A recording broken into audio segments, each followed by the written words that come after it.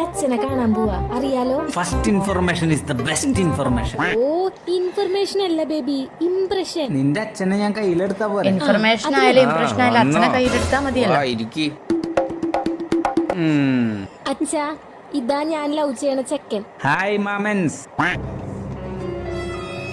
മാമാനെ വിളിച്ചത് മാമന് ഇഷ്ടപ്പെട്ടില്ല കേട്ടോ. ശരി, എന്താ ചെയ്യുന്ന? ഞാനിപ്പോ ഇവിടെ ഇരിക്കുന്ന അങ്കിൾ. ചളി ചളി ചളി. വയറ് നിറയ്ക്കാൻ എന്തെങ്കിലും ചെയ്യണ്ടോ? ഉച്ചക്ക് വെറുതെ കഴിക്കും, രാത്രി എവിടെന്നെങ്കിലും കഴിക്കും.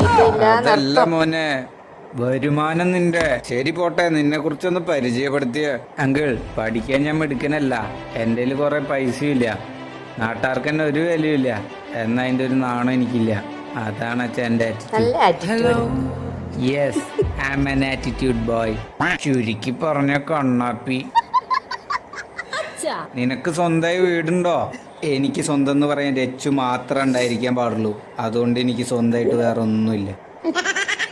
ട്രൂ ലവ് അച്ഛാ. ശരി, നിനക്ക് സ്വന്തക്കാരുണ്ടോ? സ്വന്തക്കാരില്ല, പുറത്ത് നല്ല മഴക്കാരുണ്ട്.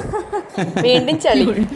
അച്ഛാ, ഇവനെ കല്യാണം കഴിച്ച ഞാൻ ചിരിച്ചു മരിക്കും. ഈ പെറുക്കി മാതിരി ഇരിക്കുന്നവനാണോടെ നിന്റെ ലവറ്? അവൻ പെറിക്കല്ല അച്ഛാ, എന്റെ പൂക്കിയ. ശരി, മോൾക്ക് അവന് എത്ര ഇഷ്ടാണോ? അച്ഛാ, അച്ഛനൊരു കാര്യം അറിയോ? എന്റെ ഫോണിൽ ഗൂഗിൾ മാപ്പ് ഇല്ല. കാരണം എന്താണെന്നറിയോ? എനിക്ക് വഴി കാട്ടാൻ ബേബി ഉണ്ടല്ലോ. നല്ല ബേബി. ശരി, നിനക്ക് എത്ര ശമ്പളം കിട്ടും? 20,000.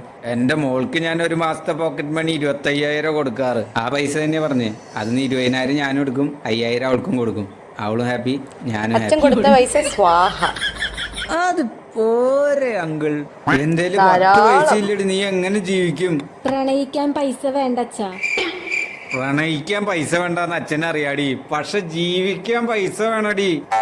ശരി മോളെ, നിന്നെ ഒരു കല്യാണം കഴിച്ചു കൊടുക്കാനായിട്ടുള്ള ഒരു കാരണം പറ, ഒരേ ഒരു കാരണം പറ. പറയണോ?